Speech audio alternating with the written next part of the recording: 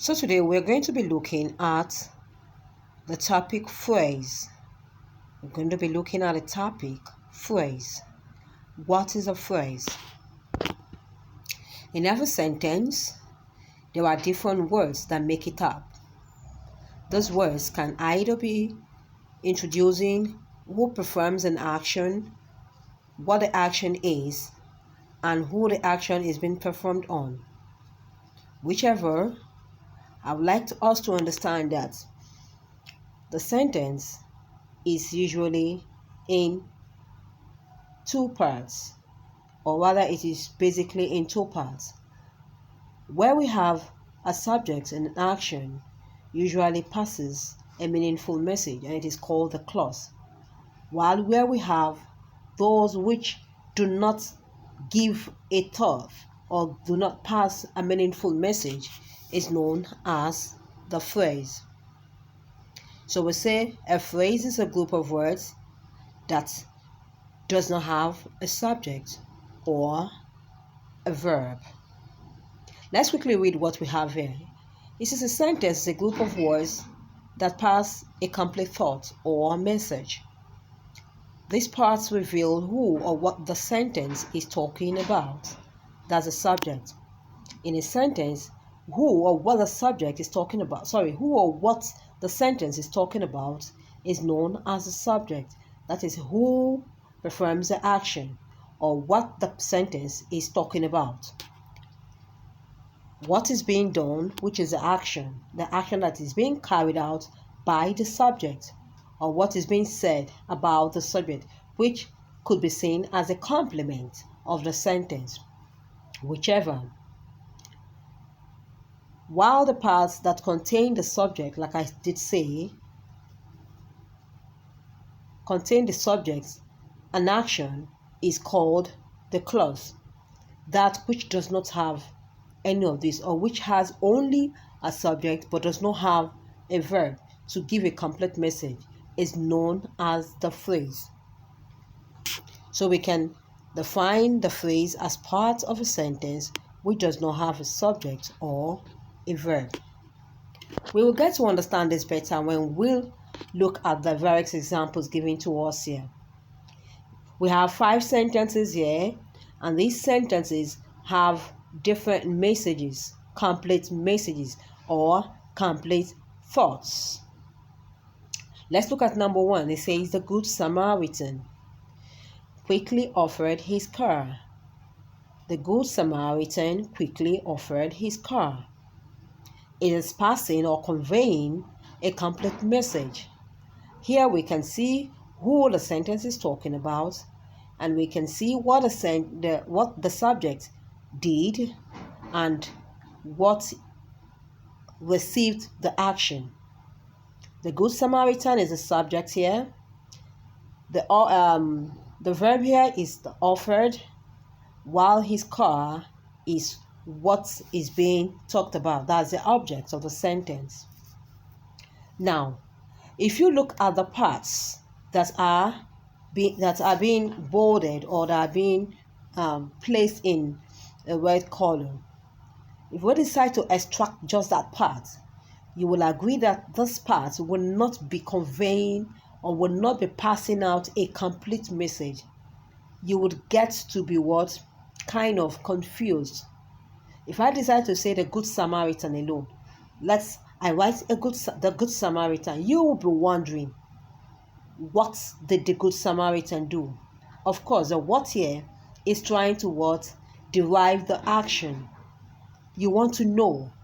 You want to be given a message about the Good Samaritan. But if you just say the Good Samaritan, you are not passing any message across. So, because we do not have a verb to give out a complete message about the Good Samaritan, just the Good Samaritan is therefore seen as a phrase to justify the definition of phrase.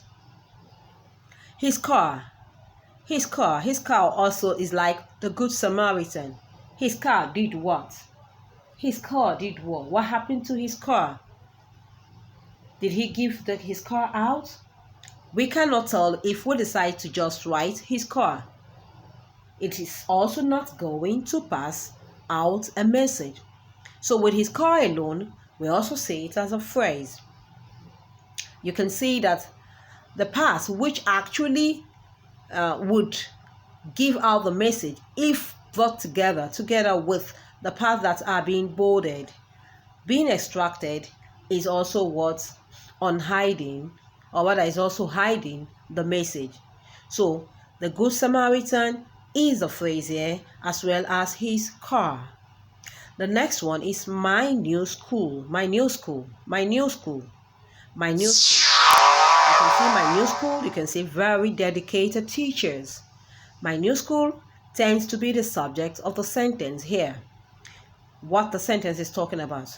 So if we extract just my new school, just like I explained in 1-2, my new school wouldn't be passing out a complete message. Therefore, it is seen as a phrase. If you also decide to go by very dedicated teachers, you'll be wondering, just very dedicated. Yes, there are words that you understand their meanings, but bringing them together does not, expose or does not reveal a complete thought or a complete message. They are just there. And why are they there? Because there is no very dedicated teachers. We don't have, in the sentence here, we might be talking about very dedicated teachers, but there's no action to back it up to give a complete thought or a complete message. Same way on in number 3, we have, there are 5 big apples in my bag. 5 big apples in my bag. 5 big apples in my bag. If you look at the different words that make it up, you will agree that there is no verb. There is no verb to also reveal the message which it is about to pass across. But if I say there are 5 big apples in my bag, there are 5 big apples in my bag, the R there tells us the state of the bag. The bag is having 5 big apples. So 5 big apples in my bag does not have a predicate or a verb, and as well does not also pass out a complete thought. The next one there is our lovely daughter. Our lovely daughter does not have a verb, and as well is an incomplete sentence which also does not pass out a complete thought. Her 4th birthday also the same. But if I will decide to put celebrated, you can imagine the word celebrated is a verb. As being extracted, it is not making sense without just one word. That one word there, celebrated, a verb, is a very strong force on the sentence. Our lovely daughter celebrated her 4th birthday. So without the celebrated, which is an action, these other words are incomplete and not passing a message. Our lovely daughter, her 4th birthday.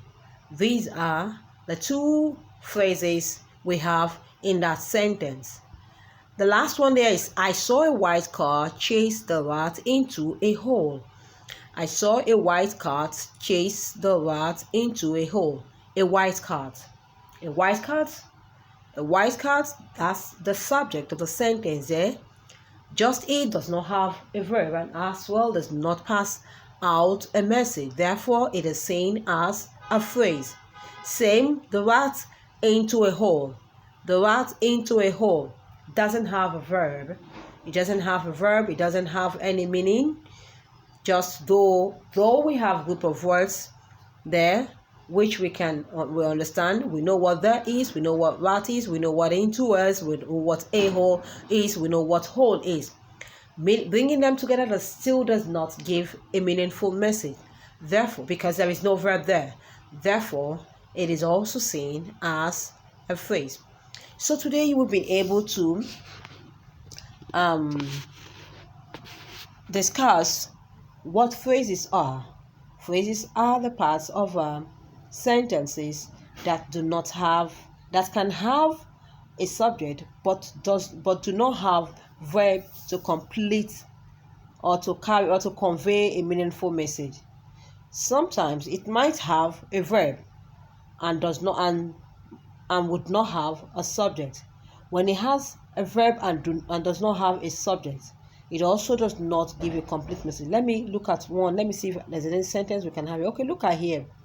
It says, the Good Samaritan. Okay, let's look at this. Quickly offered. Quickly offered. Quickly offered. Quickly offered. Quickly offered.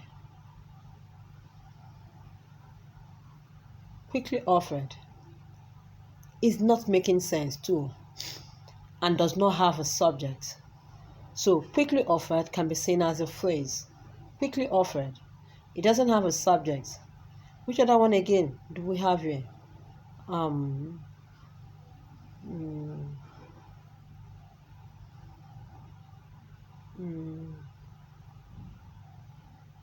Saw a white car. Saw a white car. Sorry, white cat. Saw a white cat. Saw a white cat. Saw a white cat. It doesn't have a subject and also not passing a message. So it can be seen as a phrase. A phrase is not only when it does not have a verb. It could have a verb and does not have a subject. When it has a verb and does not have a subject, it is also seen as a phrase. When it has a subject and does not have a verb, it is also seen as what? As a phrase. That will take us to understanding better the various types of phrase in our next lesson. Thank you, and see you in my next video.